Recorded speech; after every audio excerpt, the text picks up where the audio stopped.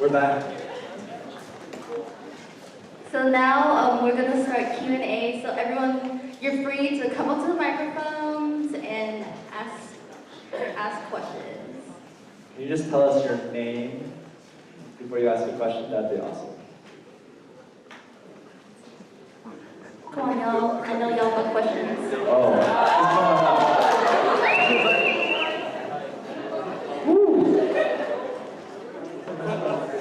What? I said I'll let you go first.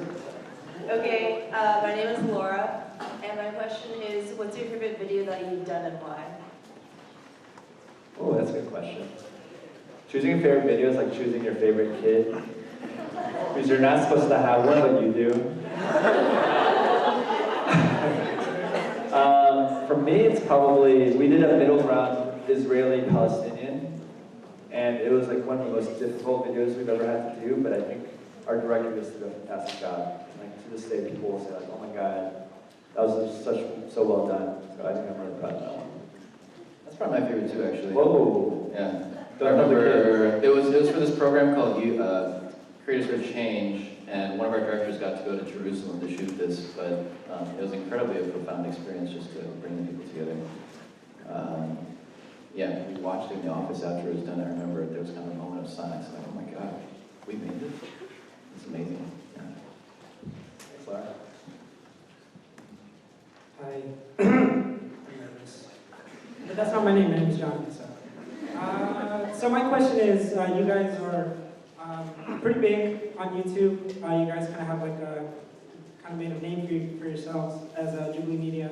And I was just wondering that you guys, just the way that you kind of grew as a company, it reminded me a lot of, let's say, like BuzzFeed or Good Mythical Morning, how they made their own kinds of like brands, like Mythical Entertainment and whatnot.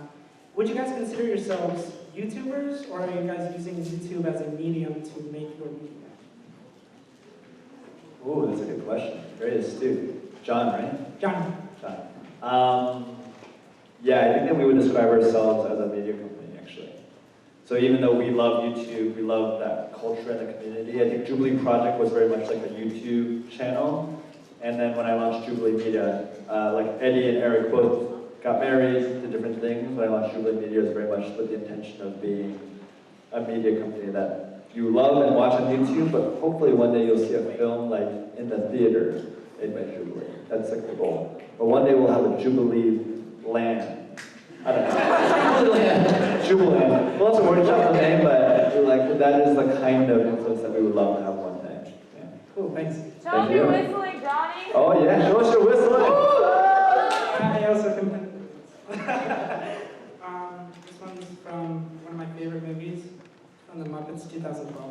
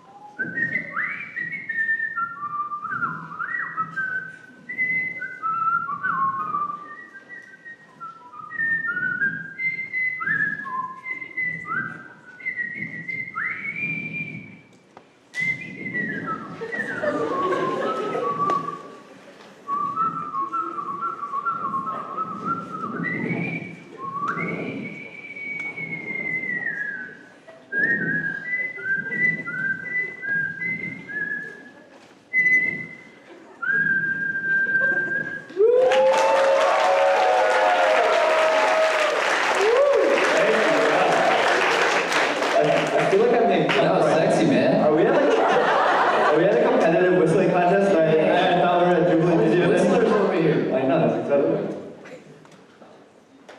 Hi, my name is Jeff, and I was impressed by when Ian said that he was really lost when he was in college, so he dropped off for a year and then go out to explore the world. And this is something I did for the last 6 months. I went to several cities in the United States and tried to find the path of my journey. So, I just wanted to ask, do you have any suggestion or recommendation for people who are really lost during the circumstance that he's about to graduate from United States, graduate from college, sorry, and then about to get a job and start working. Do you have any suggestion for people who are lost to find what's the next step? Wow, thanks for sharing. That's something that I can resonate with completely because I was also very lost, I feel like, and I had no idea what to do. One thing that I don't know for other people, but I know for myself, I can say if I was speaking to myself, my younger self, I would tell him that there's no one right thing to do. Because what I was thinking about so much was like, what should I do? What should I do? Should I go to California? Should I go to Boston? Should I go to Michigan? Like, at the end of the day, I feel like you get to where you need to be no matter what your path is. So don't worry about the form of like what job or what location as much as like, find good people you can talk to about that and be vulnerable, I feel like. And at the end of the day, it doesn't matter as much as like what it looks like, as much as does it feel authentic. So if that means staying home for a couple months, if that means going to LA, like whatever it is, it doesn't really matter. If it feels authentic to you, I think that's something that I would encourage people to just pursue.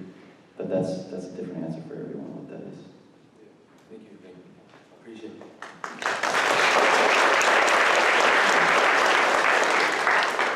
Hi, I'm Anshul. Is it okay if I have 2 questions? Yes. Okay, first one, I've seen a lot of your videos, and I know that you guys have some reoccurring cast members, and I was just wondering if they're your friends, and if they are your friends, are they really eager to be on the videos, or do you have to force them to be them? That's a good question. Yeah, some of them are friends and some of them are just folks that we've found and people have loved and we've asked them back. It's funny because early on in Jubilee, we would have to like call our friends and say, please, please, please come. And they're like, I don't want to. And we would have to like coerce them to come essentially say, I'll pay you for dinner and you might find love. A lot of the early like blind dates were all friends of mine. They're like, I don't want to do this, but I'll do it. Now it's amazing because we've got like a listserv of about like 50,000 people who have said, I want to be in a video. So we're just like constantly working through that, like creating a database, and it's a lot easier for us now. Thank you. And then the other one, so I know there are a lot of other YouTube channels out there like WatchCat, and I was just wondering like, how do you differentiate your video style from like other ones that are similar to yours? That's a good question. How do you think we're different? Or do you think we are? No, I definitely do think you guys are. Like, you guys have a bunch of different ones, like Spectrum, and then like Tinder or like in-person ones. But I know that there are like WatchCat does have some similar things. So I was just wondering like how you like choose to. It's a good question. It's something that we ask ourselves a lot, which is why I asked that. It's because we're so curious to see how people perceive us versus other companies. And we're big fans of WatchCat. Like, we know them, we'll talk to them frequently. The way that we think about our content is ultimately, we want to create viral content that is interesting and entertaining. But at the heart of it, what's more important to us is how missional it is. That we want to do one of 3 things. We want to either bridge people together, we want to challenge conventional thinking, or we want to deepen connection within ourselves or within others. So that is like our North Star, I would say. I know that WatchCat also has their kind of principles and what they care a lot about. And I think that's probably where we differ, but in a lot of ways what we have found is when they do well, Jubilee does well, and vice versa. So we're always like, hey, we hope you guys kill it. We hope you guys are rocking it, and we're really excited for them too. Thank you. Thank you. Hi, I'm Trevor. I was wondering what's the most intense topic or question that you'd be willing to cover on your channel? That we haven't covered yet. That you've either covered so far or haven't covered yet.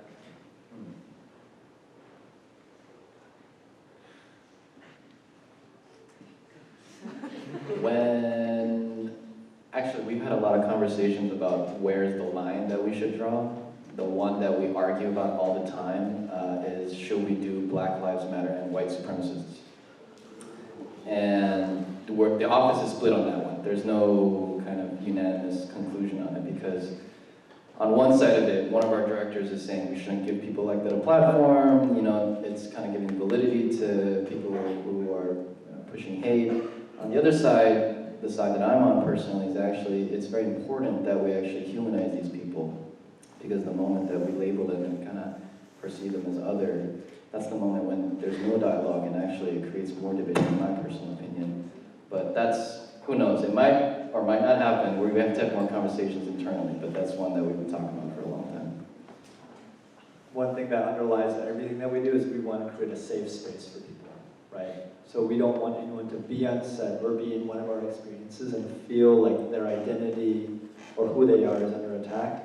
So that's something that we grapple with quite a bit about. Okay, can we do this well, successfully, without someone coming up with trauma or feeling othered or all these things? So we know, we really believe when we do anything, we can do it well. It's just like, okay, let us make sure we're prepared if we do anything like that. So, I'm curious, actually, in this room, if you were us, would you greenlight that idea or not, right? Let's do it by show of hands, maybe. Just curious. All right, if you're like, yeah, that sounds interesting, I agree, we need to hear and see that kind of interaction, Black Lives Matter and white supremacists. Let's see, yes. Okay, good. And maybe not. Maybe we don't need to give a platform to every particular voice. Sometimes these things can be more dangerous than beneficial. Let's see that opinion. Wow. And it seems like there's like a handful that are neutral, who are like, I'm not sure. I'm right there with you guys. I'm not sure what the right answer is. Cool, thank you. It's a good question, thank you. Thank you. Yeah, of course.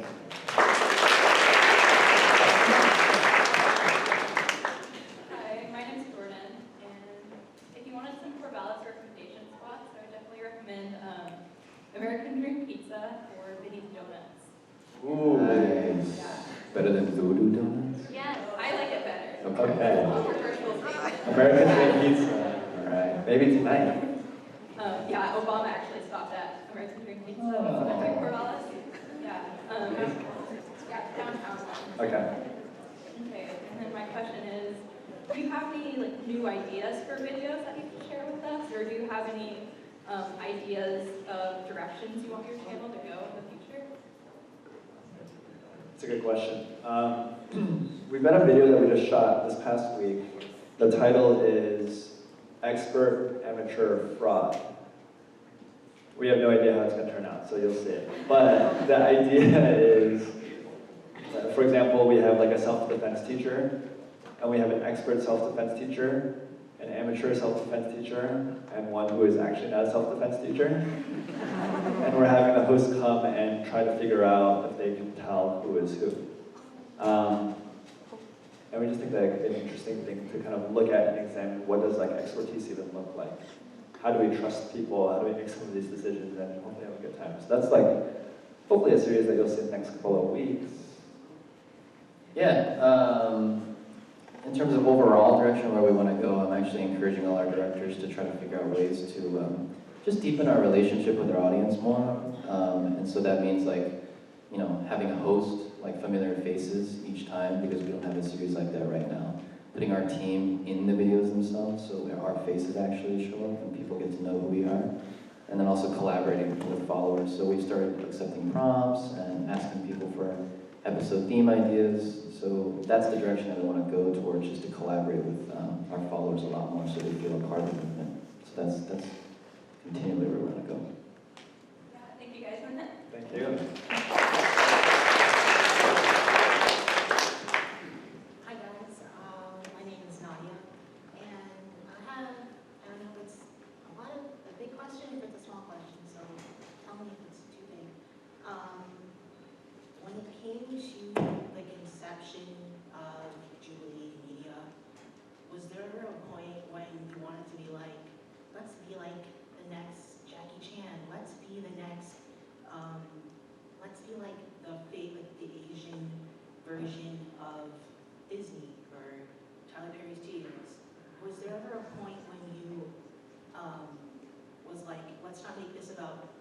we are, like our ethnicity, and let us use this platform and our like humanity to ask the big questions and to build up people up. Like, was there ever a point where you were just like, no, let's make it, you know what I'm saying? Because that's something that I'm dealing with as well as Totally know what wanting you're to saying. do digital media and have my own studio as well. And it's a question that I kind of wrestle with in the beginning stages. So I want to know your experience. It's a great question.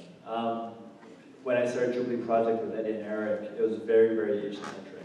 I would say we were an Asian American YouTube channel, and we would even say probably as Asian American and also Christian, right? That was like very, very core to the identity.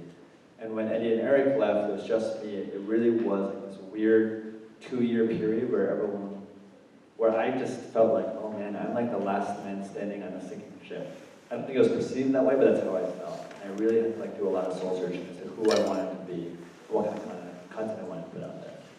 So on one hand, I was very, very proud to be Asian American. On the other hand, I also said, wait a second, is like doing stuff for empathy and for human good, is that like an exclusively Asian American fit? Probably not, right? Not necessarily. And for me, I just kind of said, you know what, I think I'd like to do this in a way that can attract the most diverse, the most wide of an audience as possible. And for me, that meant doing it as Jubilee Media, doing it not as an Asian American media company, but as a media company that has Asian Americans, but is for good. I don't necessarily think that that is like a rubric, though. I think that everyone has to kind of make their own decision. And it's funny because even when I made that decision, a lot of people in the Asian American community said, Jason, like, why are you not representing for the community anymore? Or they would be like, oh, he's like an Uncle Chan, you know? And you're like, huh, okay. And I think it's something that I have to grapple with myself. So I would just say there's not a right answer. I do think I would take counsel from a lot of other people, but also imagine 5, 10 years, what is it that you want to be known for and known about? And don't be afraid of dreaming as big or as small as you want. Thank you guys so much. Of course, thank you. Hi, I'm David, and first of all, singing dancing, fantastic. Woo, do you sing dance? Oh, yes. Oh, yeah. That's really cool. And anyway, as a point, I think you actually kind of almost did this in past answer, but where does the name Jubilee Project come from? Jubilee came from a story in the Old Testament of the Bible, actually. It was called the Year of Jubilee.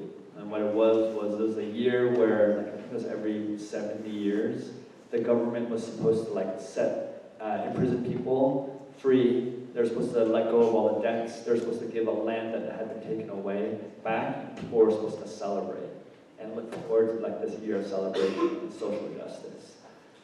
Because the government, and I think a lot of governments are corrupt, like they never actually celebrated that. But I thought, man, how cool would it be if Jubilee represented that for the people? If we were a movement for the people that represented goodness, something that we can look forward to and a celebration, I was like, man, that's dope. And also I love that there was an Asian American X-Men character named Jubilee too. I was like, that's even better. That's like a cherry on top. So, yeah. Thanks. Of course, thank you. Hi, I'm Nathan. I was wondering, so you talked about like the kind of takeaways or goals that you have for the videos and that you hope that the viewers get out of them through your content. And I was wondering, since to me as a viewer, it kind of seems to me like one of the strengths in your content is that it allows me to come to my own ideas and decisions about what your videos mean and what the takeaways truly are in relation to my own life. And so I was wondering, are there ever scenarios where you let some personal narratives or personal ideas about these topics kind of get in the way, or do you run into that issue when you're trying to create content where viewers can think about them, I guess like in their own rights? That's a great question, dude. I think it's important for an artist to have an intention when they go into a piece, in terms of what they're going for. But I don't think it's a good thing to tell people what to think. So I think that the best pieces that we've created, I think, just like you're saying, is like you watch it, you feel something, and then you walk away and you decide for yourself what you want to pick up out of it. Some of our weaker pieces are probably ones where, like, you know, like for example, spectrum. There's not much of a spectrum, and it's like it almost seems like an activist piece for like one just type of perspective. or videos where it's just way too on the nose, like in the conclusion, we're like, this is what you should think about this video, and it just doesn't feel very good. So the intention, I think, is to go in and kind of explore what our directors are interested, our creators are interested in naturally, but do it in a way that doesn't force a message down people's throats, because I think lessons are better learned when people pick it up themselves versus trying to force it down their throats. Thank you.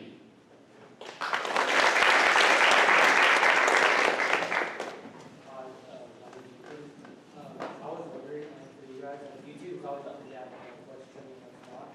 How do you personally know where, what's the ideas, like, you know, like they take YouTube and talk to each other? Like, how do you yourself, at the same time, like, take on to, like, what's popular at that moment? Maybe you want to explain some like our hackathon process and how we make videos and things? Yeah, I was thinking value savvy. Okay, maybe not. Okay. Yeah.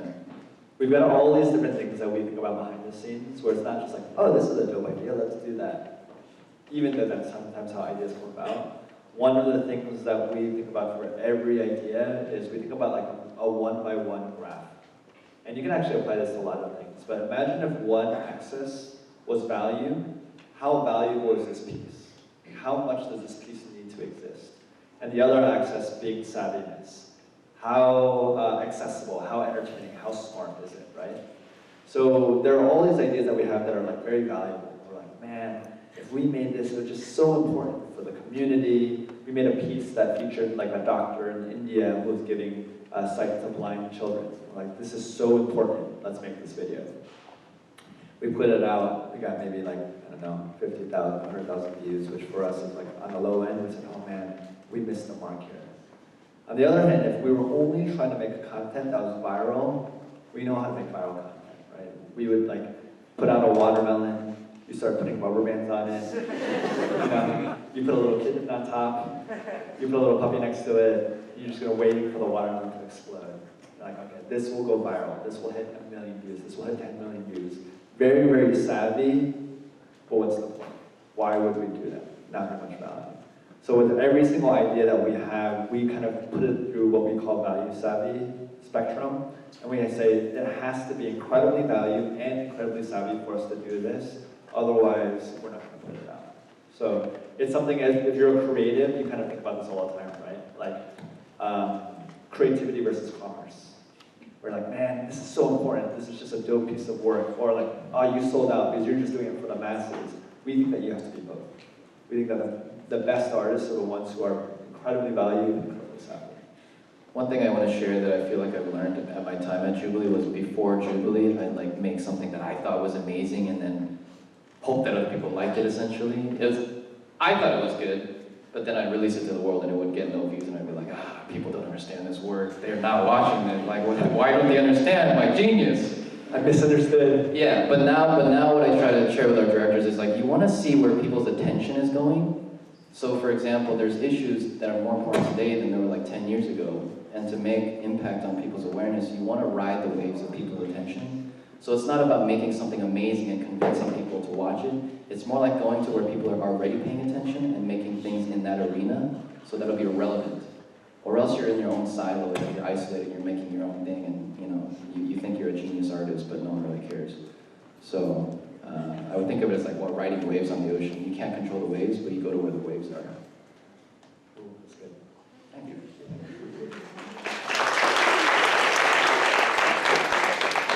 My name is Teresa, and I'm really a big fan of you guys, so thank you so much for coming out tonight. And I just wanted to ask, how were you guys able to ground yourself and continue your passions when there were so many people doubting you, and when you had a lot going for yourself, and like you said, you were at that top or the top of the mountain, but you felt like you were stepping down. Like, how are you able to cancel the noise around you and just continue to do what you do? It's a good question because when I look back, it feels very easy, right? Like, oh yeah, just figure it out, and we just took a leap of faith. And the truth is, it never looked very clear. It never was like, this is the right answer. It was literally one step in front of another of us saying, let's make a deliberate choice. And I know that's like hard because like it doesn't give you much direction. And you say, well, why? Like, what does that mean for me in my scenario? What I can say is that there will be times of struggle. Even when you're on the right path, sometimes that path is more difficult than the one that everyone else wants to be on. And that's what's kind of contradictory, right, sometimes. One thing I heard recently, there's like a big, there's a watermelon farmer in Torrance, and he was talking about the world's largest watermelon is 350 pounds. Whoa, that's insane. And he was saying that bigger watermelons don't necessarily produce more seeds. Like, okay, so he said the way that you actually get a watermelon to be more fruitful or produce more seeds, you actually have to sometimes restrict or take away some of the things that it needs. Giving it less fertilizer, giving it less water. Sometimes you actually have to make the watermelon feel like it's gonna die for it to produce more seeds. And when I look back at my life, I think it was some of those very times when I thought I was gonna die and I was so restricted or so didn't know if I would survive, that was what has led to essentially the DNA of Jubilee and what I've become now. So whenever you feel that way, know that it sucks. It's so hard, but so often there is kind of a greater purpose. And now we think a lot of the seeds that are coming out of that was a direct result of some of the hard work that we put in and that you kind of struggle through those deep questions. So yeah, just want to encourage you for that. And people, finding good people. Find good people. Thank you. All right, Hi, I'm Claudia. My question for you is, how did you start getting into media production? I know that while you were talking a bit about your past and your lives, you did a lot of studies into business and you did a lot of freelancing. So how did you really start getting into visual media production? For me, I had no training. So I just literally started making videos. And the first videos I made were really bad. You can actually see some of them and you're like, this sucks. But then what I found was that I really enjoyed it. So it wasn't even a passion for me, I just really enjoyed it, and I kept on making videos and I started to realize, oh, I have an ability to get better here. And then as I started making better videos, I started to enjoy it more, and I started learning more, surrounding myself with people who were way better than me. Like, hey, how do you do this? Like, hey, why did you do that? Hey, how do you turn on this camera? Like literally, all these ridiculous things, and that's kind of how I learned. Yeah, me too. I never had any training. I actually had a religion degree, so I never studied film, but I made things on my own. I'm very lucky that I started making things in middle school, but it took a couple of years until people actually started liking it, because my stuff sucked too for at least a couple of years, and I think that's pretty normal. It probably takes a couple of years for people to actually validate it as like, when strangers watch and say it's good, that's when you're onto something, and that probably takes a couple of years to get to. That's just because like I started realizing that I want to work with movies and editing, so I'm always curious about how people start getting into it. So thank you so much for sharing how you got started. Of course. One thing I would say really quickly is, you're not a video creator unless you're creating video. And what I mean by that is, there's so many people who say, oh, I'm working on this thing, one day I'll show it to the world, and I say, no, just put it out. You've got to put it out. Even if it sucks, you have to put it out. Versus like polishing something in the dark, and you never get any criticism, but you also never will grow as a result. So if you're a video creator, just start creating videos and putting it out to the world, because that's how you're going to learn and grow. Even though sometimes it's really hard. Yeah, a lot of people I see are waiting for opportunities to like get on set and learn and things like that, but like that doesn't matter. Just take your phone and make stuff. Because everyone has a camera now. It's, you know, everyone can make a video, which is awesome. Thank you.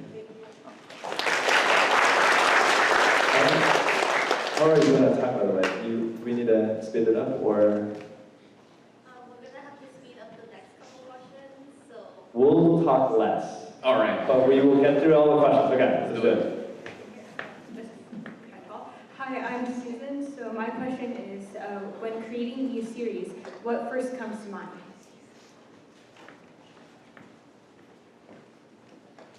I start, at least for myself, just what I'm interested in topically. The other thing I mentioned to our directors is just to come in with, what have you been thinking about a lot recently? And then from there, every element of the video, like the cast, the lighting, the music, the editing, what's the form of it that will get that idea across very well.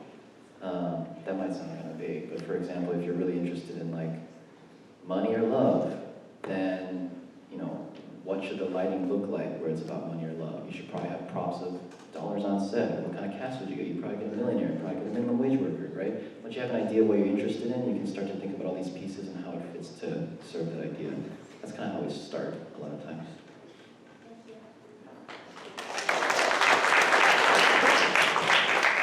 Hi, my name is Mia, and I was wondering what your favorite series is and why. My favorite series right now is probably Odd Man Out. I think it's just so funny. I love it. I love being on set for it. I love watching it. And I think it is incredibly savvy, but it's also incredibly valuable. If you start pulling apart the pieces of like, why do we think that a Christian should look a certain way? Or why do we think that a, I don't know, Taylor Swift fan has to look a certain way? What does that tell us about ourselves? So that's probably my favorite. I like our newest version of Middle Ground. I think, just it looks good, casting was great, some meaningful conversations, and it's also entertaining to watch. And I like going deep in conversations, so that's my favorite.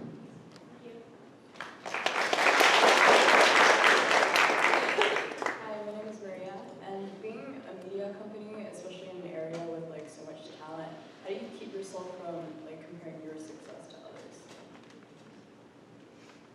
That is a good question. I don't know if we do it successfully sometimes, or I don't know if I do, because I think there's such like a human instinct of like, wait, what about this person? Oh, this person's doing it better than us. Well, why is this person going faster than us?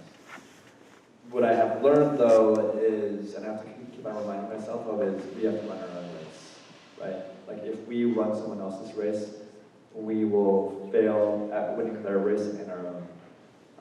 So what I've learned is when we just focus on our humans and our people and our team and our content and our audience, that has always been like the best recipe for success.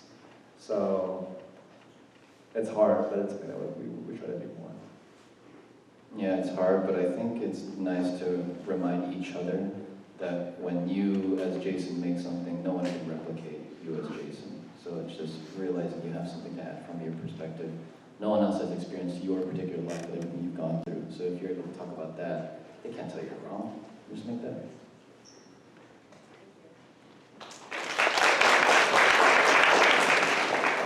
Hi, my name is Paige, and I would like to know how you go about creating a safe space for such discourse, especially when the topics get as loaded as in middle ground or spectrum.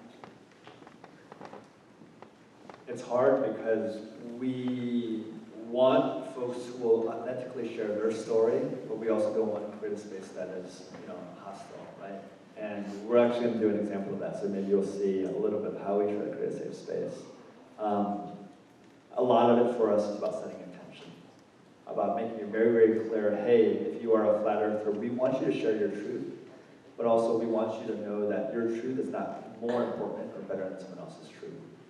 So our point is not to convince someone that they are wrong, but it's actually just to understand where we are all coming from as humans. So that's our biggest agenda is not left versus right.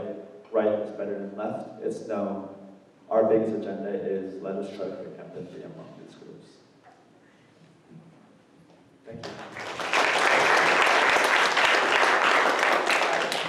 My name is Ryan. So my question, maybe kind of a two-parter-ish, but they're kind of small. So the first one would be, do you talk to the people in your videos later? Do you hear from them? And how do their perspectives change? Do they stay the same? And then beyond that, going with the middle ground and stuff as well, like where do you draw the line at when you actually make like an interruption and when you have to stop people, and how do you stop your own opinion from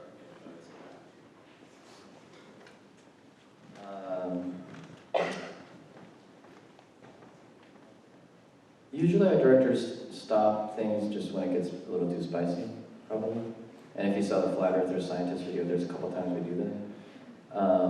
Just to kind of, cool out. In terms of trying not to influence it with our bias, like, a lot of it is coming up with the prompts beforehand and kind of checking it ourselves and trying to make sure we're keeping our personal biases out of it.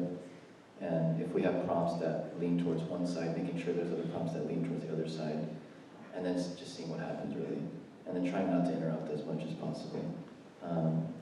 What was the first question? So do you guys ever get in contact with the people in your videos later? Yeah, to be honest, there's probably not a lot of people who say they like completely changed their minds after a video, but there are a lot of people who say afterwards how valuable it was to understand where other people are coming from.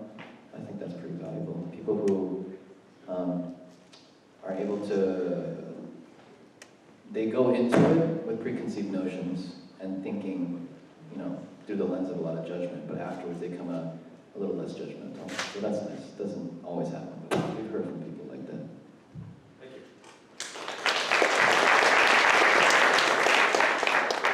Hey, I'm Brandon. So when you guys are working on a new project, what's the most like difficult part, like pre-production wise and post-production? Like when you guys are trying to think of ideas, like what's the most biggest hurdle you guys have to go over pre and post? Pre-production is probably getting an idea to the point that it's value savvy, that it's both valuable and savvy. That's just a really, really hard thing to do. I think it requires several brainstorm meetings to get the idea there.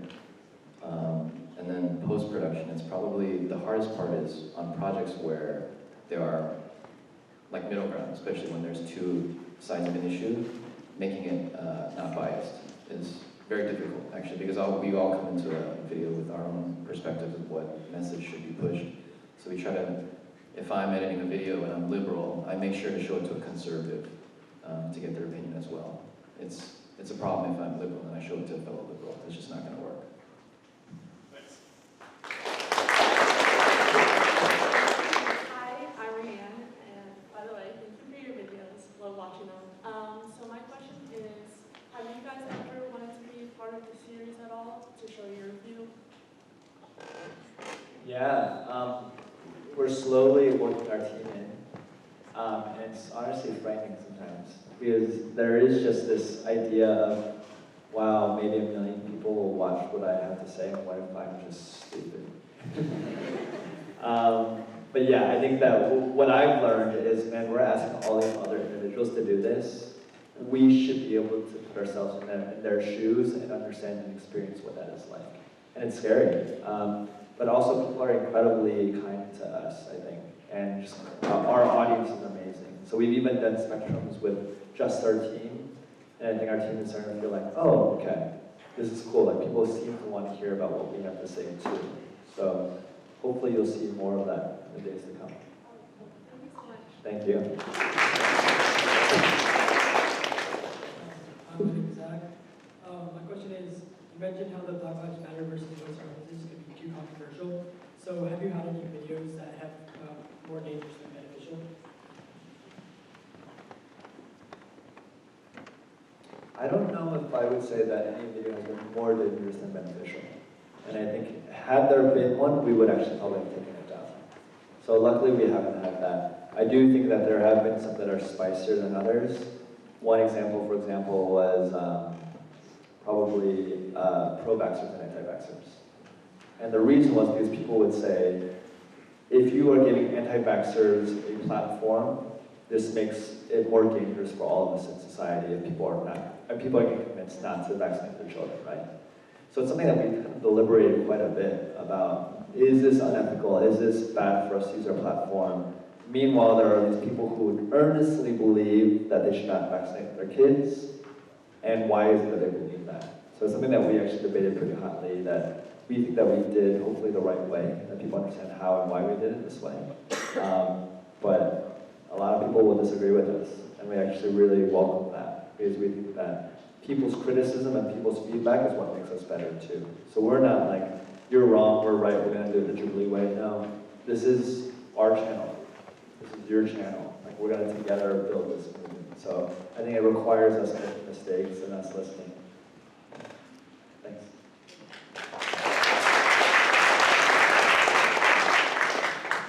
Hi, I'm Andy. I was wondering, is your mom like proud now? Or is she still supposed to do your job? That's a good question. I think so. And it's funny because, you know, my parents will never be the one that says, man, I'm proud of you, you made the right decision. But recently my parents said to me, wow, I'm not worried about you. Maybe just don't work as hard. They're like, whoa, okay, that is like a code for you're doing a good job. That's how I read it. I just remember distinctly there was one moment, we sell clothing, we sell human goods, but early on when we did clothing, we were really struggling with like just getting all the fulfillment out. And my mom said, hey, why don't you send it to me and I will package every single item and send it out. And what we found, yeah, and she would actually write little notes saying, thank you so much for supporting my son. You know? So I think for me, what I realized is when my parents were against me even starting Jubilee and doing this full time, it's not that they were against it. I think what they were was they really were concerned for me. Right? They were afraid that we would fail. They were afraid that I would struggle. And we did. I did struggle. I did fail quite a bit. But at the end of the day, a lot of that was out of love. So looking back, I disagree so strongly about some of the decisions that she suggested versus me. But almost undoubtedly, when you're like butting against your parents, very rarely is it, I just want to ruin your life, I just want you to be unhappy. It's they come from a certain, my parents came from a certain worldview and certain experience that was true to them, and they want what was best for them. And out of love, they really said that. So that's a good question, thank you.